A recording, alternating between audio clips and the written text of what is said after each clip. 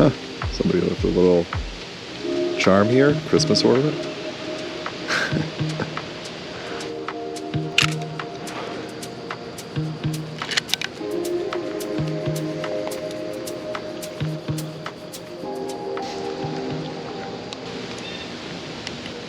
I'll go for a little bit more of a softer depth of field here.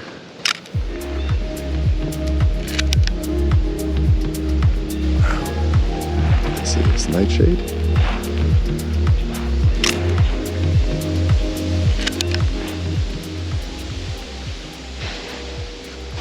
Just noticed this. These droplets sort of kind of delicately cascading down.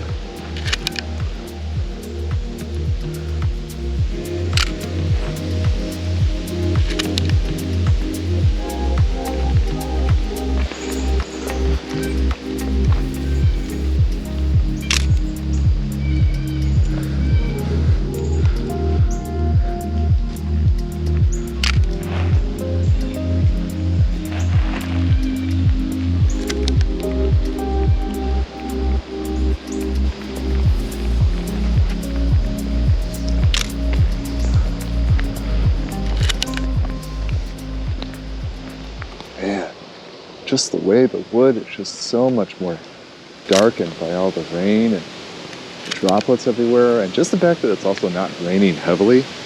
Man, it is a vibe right now. It is dramatic.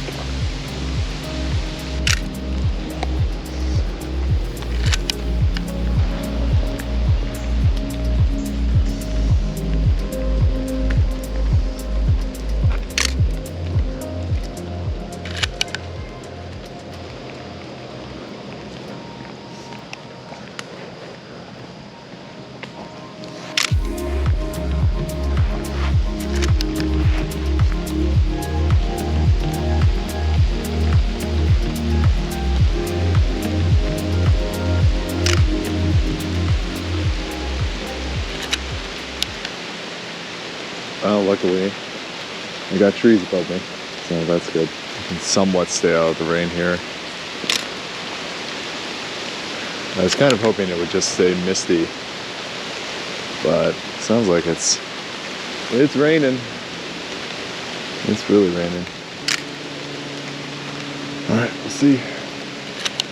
Not pouring, at least.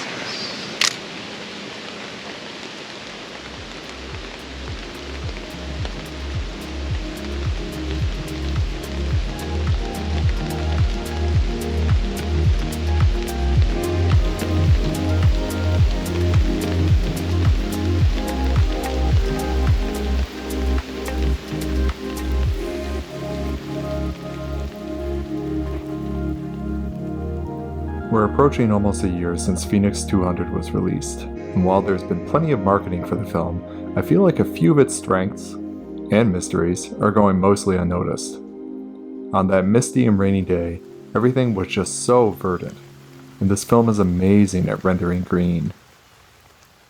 The film does really benefit from more light, and on a rainy or cloudy day like that one, it would probably be a better idea to meter for 125 or 100 ISO. The colors come out much better, and also, despite how grainy the film is, it really becomes beautifully dreamlike with more exposure. I also haven't seen many people explore the possibilities with this film at nighttime. I feel like these YouTube videos are quickly becoming search for the sodium vapor lights before they're gone videos. But Phoenix 200 is actually really interesting with the sodium vapor lights. It really takes on a very strange sort of orangey red, which is really unusual. It's not at all what I would expect.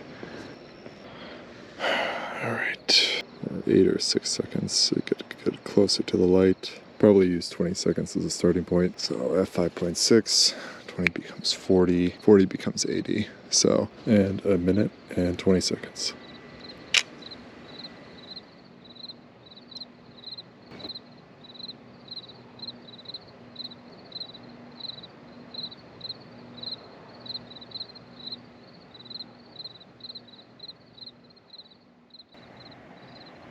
All right, going to do f5.6 for 30 seconds. All of these exposures under the sodium vapor bulbs were quadrupled from the light meter reading, and honestly, they're still pretty dark. Do this for 2 minutes. Just make sure I have enough density again. Alright, f8 for 2 minutes. Though this image in particular is giving me Stranger Things vibes. I do think the results are pretty captivating if the light is more from LEDs, however. What I learned from the last roll that I just got developed is that at a minimum, Phoenix 200, like at night, like you gotta quadruple whatever exposure time you're getting for the midtones, or I mean, hey, even the shadows. So, all right, f5.6 at 6 minutes.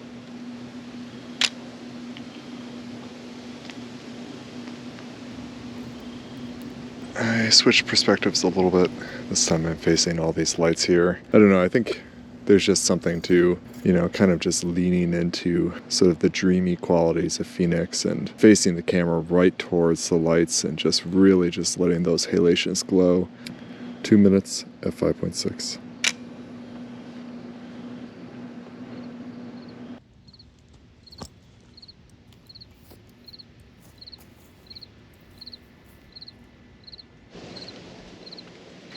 Alright, well, hopefully nobody minds this strange guy standing around at, I don't know, 12 a.m. f5.6, 40 seconds. Another mystery with Phoenix 200 are these yellow and green halations. As I understand it, halations are caused by light entering through the lens and reflecting on the back of the inside of the film camera back onto the film. The yellow color layer, which is sensitive to blue light, is the first color layer to be exposed, because right behind it is a yellow filter that blocks additional blue light from affecting the magenta and cyan color layers. As light reflects off the inside of the back of the camera, the cyan color layer, which produces red in the final image, is the first to get that reflected light. Thus, the halos around strong light sources will be red. But with Phoenix at night, the halation from light sources go pretty yellow, and sometimes a little green. Alright, I moved back a little bit. f5.6, 30 seconds. So why do halations in Phoenix turn that kind of yellow or green, while in other films they just stay mostly red? I have no idea. It could be that Phoenix has a second color filter layer, perhaps, you know, kind of somewhere farther into the film. It also could be that the film is just really, really sensitive to green.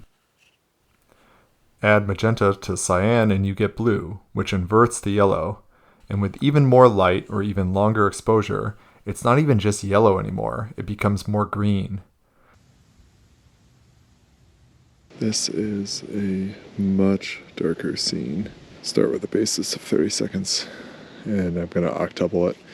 So 30 seconds becomes a minute, a minute becomes 2 minutes, 2 minutes becomes 4 minutes. As I wrapped up my long exposures for that night, I wanted to try the film during a time of day I rarely experience. Well, I'm by shores of Lake Ontario again. Been out here this early in a long time. This is like 5:30 a.m. I'm gonna try to catch sunrise. I can already see some light on the horizon.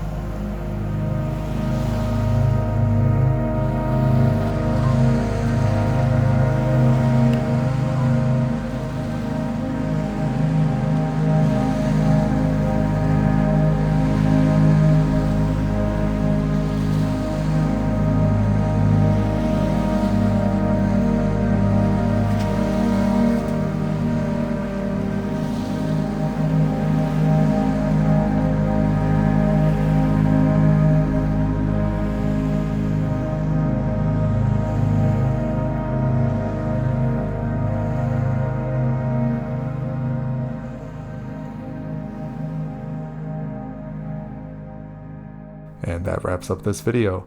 There's a lot of content on Phoenix 200 right now, but I hope these results inspire you all the same. This film definitely isn't the sharpest, and it definitely can be kind of unforgiving in low light, but there really is nothing else like it on the market right now, and honestly, maybe ever. So I do hope you enjoyed this video. If you did like this type of content and you'd like to support it, I'd appreciate a like, or you could subscribe for more. That'd be really cool. All right, guys, have a good one. Peace.